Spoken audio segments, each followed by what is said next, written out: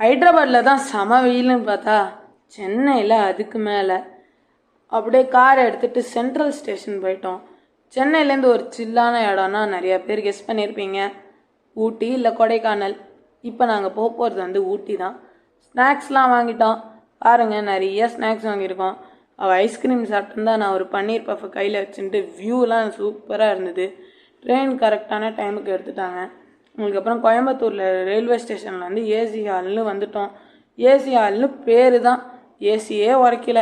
அதுக்கப்புறம் வெளில ஒரு கடையில் வந்து நல்லா டீ குடிச்சிட்டு இருந்தோம். அப்புறம் வியூலாம் என்ஜாய் பண்ணிகிட்டு இருந்தோம். பார்த்தா இந்த பில் போர்டை பார்த்தேன், கோவை பூடூர். இந்த இடத்துக்கு தான் நாங்கள் கோயம்புத்தூரில் வந்திருந்தோம்.